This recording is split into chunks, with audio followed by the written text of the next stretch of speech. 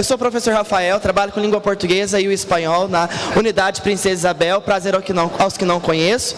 Belezinha? Vamos lá falar um pouquinho de espanhol e algumas coisas são comuns às duas provas. Vai ficar daqui? É o seu perfil melhor? É porque é a esquerda. Beleza. Algumas coisas são comuns às duas provas, viu, meninos? Ao inglês e ao espanhol. Beleza? Bom, são 5 questões, todo mundo sabe disso, 5 questões de língua estrangeira, não é isso? São as primeiras questões que aparecem no caderno de linguagens e códigos. Começou a prova de linguagens, estão lá 5 questões de língua estrangeira. Isso não quer dizer que precisam ser as 5 primeiras questões a serem resolvidas na prova, não é? A prova de língua estrangeira é uma prova que você precisa de muita concentração para resolver. Então, se quiser resolver algumas questões de português, de interpretação, de literatura, depois dar uma voltadinha nelas, é interessante, tá? O bacana é que você não deixe para fazer por último, não é? A gente sabe que o tempo no final aperta e ler questões de língua estrangeira exige um pouquinho mais de atenção, um pouquinho mais de tempo. Não precisam ser as primeiras, tá? Mas não as últimas também, belezinha? O que mais? As alternativas, tanto em inglês quanto em espanhol, né, Debs? Elas vêm na língua materna. Sim, elas vêm na língua materna, elas vêm em português. Isso quer dizer o quê?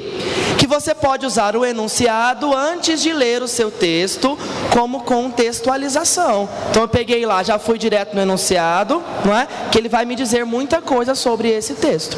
O importante é que você faça do jeito que você treinou, ao longo do semestre, ao longo dos simulados. Mas o enunciado, ele te ajuda a entender um pouquinho da compreensão desse texto, a localizar o tema do texto, tá certo? O que mais?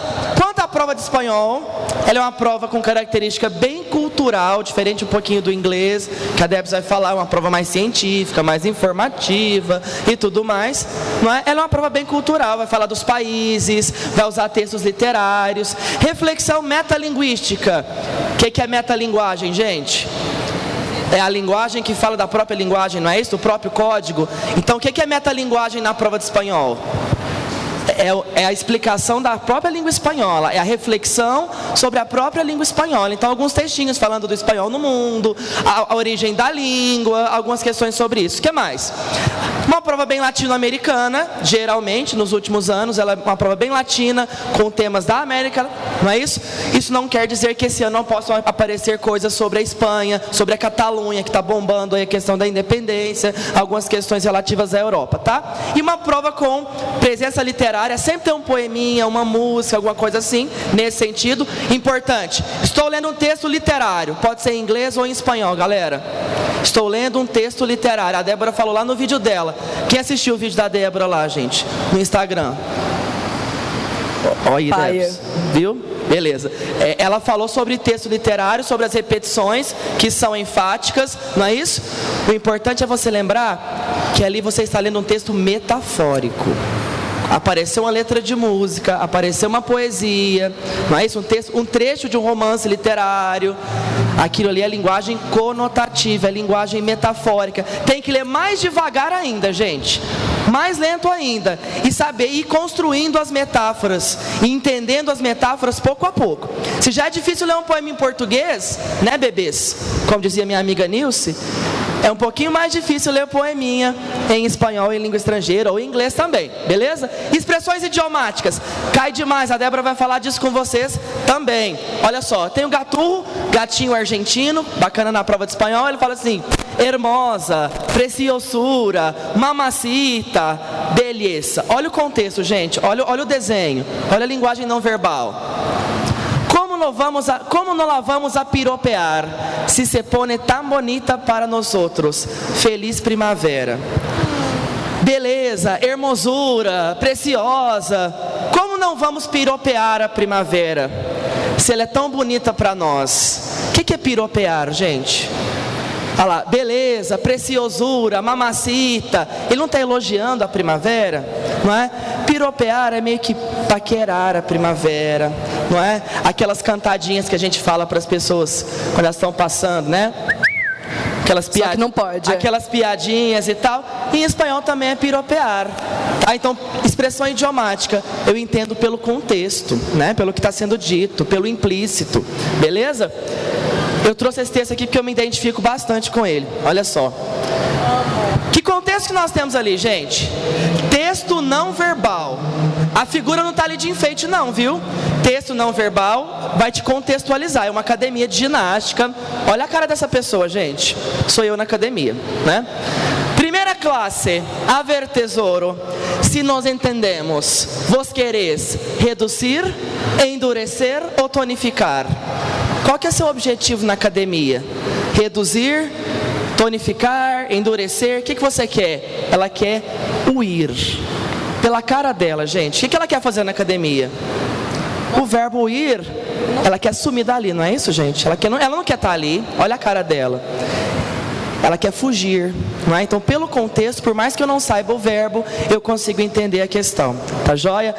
Variação linguística, o vos ali, é uma marca bem de Argentina, o voceu, nunca apareceu o vos, variação linguística da América do Sul, pode aparecer lá na prova de vocês, né? Textinho poético, gente, para acabar aqui, muitas chances de aparecer uma poesia, olha só. Água, ao sonhar que um cântaro na cabeça acarreas, será êxito e triunfo lo que tu veas. Banhar-se em um rio donde el agua escalda, és augúrio de inimigos e um cuchillo na espalda, nas costas. Banhar-se em um rio com água puerca, és perder a alguém cerca. Cerca é perto. Como é que é o nome do texto, gente? Como é que é o nome do livro? Como é que é o nome da poesia ali? Olha embaixo, olha a citação. Sonhos mexicanos. A resposta está ali. A resposta está ali embaixo, gente. Sonhos mexicanos é a interpretação mexicana para alguns sonhos. Sonhar que você está levando uma jarra de água na cabeça é êxito e triunfo para que você veja.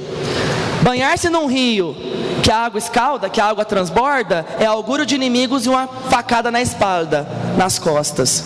Banhar-se em um rio de água porca é perder alguém que está cerca, alguém que está perto. A resposta está aqui embaixo. Sonhos mexicanos, a interpretação dos sonhos. Não estou enxergando direitinho as alternativas, gente. Letra B, crença na relevância dos sonhos como premonição, como conselhos. A resposta está aqui embaixo. E muitas vezes, pode ser na prova de inglês, pode ser na prova de espanhol, pode ser na prova de literatura, na prova de português. Não menospreze esses detalhes. O autor, a data, o nome do livro, são alguns detalhes que podem te contar respostas preciosas nas questões. Fechou, gente? Beleza? Vou passar aqui para minha grande amiga Débora, que vai fazer um mega show depois. Popstar, né, gente? Popstar. Com vocês, Debs. Thank you. Valeu, Rafa. Cadê o rolê? Good morning, everyone. Bom dia a todos e a todas.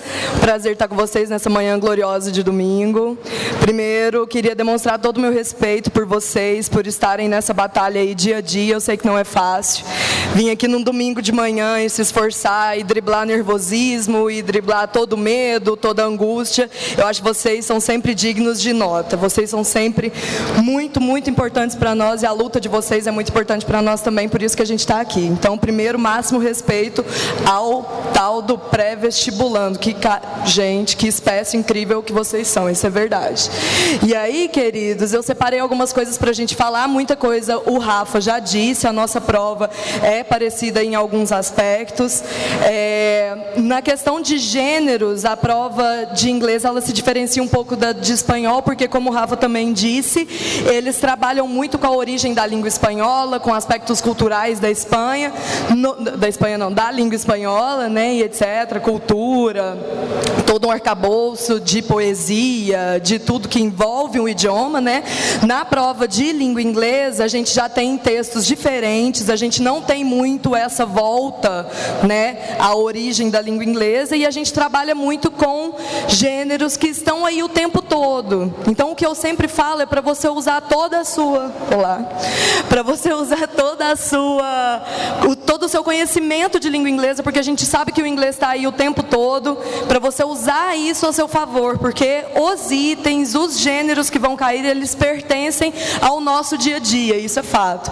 E aí eu peguei uma charge, e qualquer semelhança é mera coincidência. Eu peguei uma charge muito interessante, que fala sobre um incidente que aconteceu há alguns anos atrás no Golfo do México. E aí o cara tá ali no meio do óleo, cheio de animais, cheio de óleos, tá vendo? E ele diz o seguinte, e parece ser uma coisa de imprensa, né? Uma coletiva. E ele vira e fala assim: "And now, let me update you on our latest efforts." O termo update, ele é um termo que vocês conhecem, né, galera? É um termo que está aparecendo o tempo todo no seu telefone para você atualizar os seus aplicativos, né? Então, usa isso a seu favor. O que o cara está dizendo? Bom, agora deixe-me atualizá-los dos nossos últimos esforços. Só que nós estamos falando de uma charge. A charge é totalmente irônica, né? Então, qual que é o esforço que está tendo? Quais são os últimos esforços? E está todo mundo ali banhado em óleo, né? Está tudo banhado em óleo. Vamos passar um pouquinho? Pode passar. Como que passa isso aí? Está comparado? Ah, que bom. Quando a gente vai falar sobre charge, é bom a gente analisar algumas coisas. Olha o que eu separei. Por exemplo, face expressions. Olha as expressões de rosto dos personagens. Olha só. Vocês conseguem ver que ele está com uma evil face? Com uma cara assim meio maligna? Isso vale, isso conta, tá? Characters. Vamos falar sobre os personagens. Quem que aparece? São os repórteres e é o cara, o spokesman, que é o porta-voz, né? O contexto. Nós temos uma conferência ali de imprensa, uma coletiva de imprensa. A gente está falando de oil spill, animals in oil, ou seja, observa todo o quadrinho, animais ali cheios de óleo, tudo devastado em óleo, né? Esse é o contexto. E sobre o discurso que aparece aqui, update para atualização, latest é o último, o mais recente, e effort, que são os esforços que estão sendo feitos, né? Ou não. Pode passar. Muito bem, a explosão da plataforma Deepwater Horizon era operada pela BP. Se você voltar um pouquinho, volta lá. Aparece BP ali, ó. Tá vendo? No púlpito do cara. Isso aí você tem que observar também, tá? Pode voltar. Ocorreu no Golfo do México, nos Estados Unidos. Uma grande mancha de óleo espalhou-se e chegou à costa da Louisiana e outros estados. 22 trabalhadores que ficaram feridos e 11 faleceram.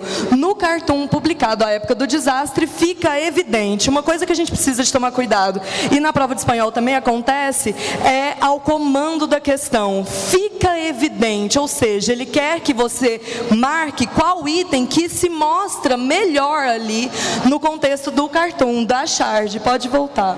Pode continuar.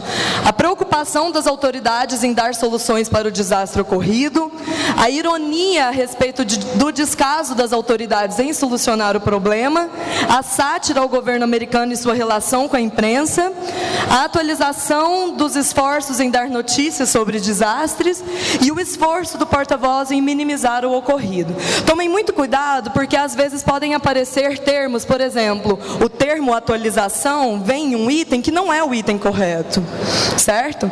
Se a gente está falando de uma ironia, se você já sacou que a charge é extremamente irônica, a ironia a respeito do descaso das autoridades em solucionar o problema. Olha o descaso, ok? Porque aí você vai ter que ligar o discurso do cara a toda a imagem. Por isso que a gente tem que analisar, como o Rafa bem disse, todos os detalhes.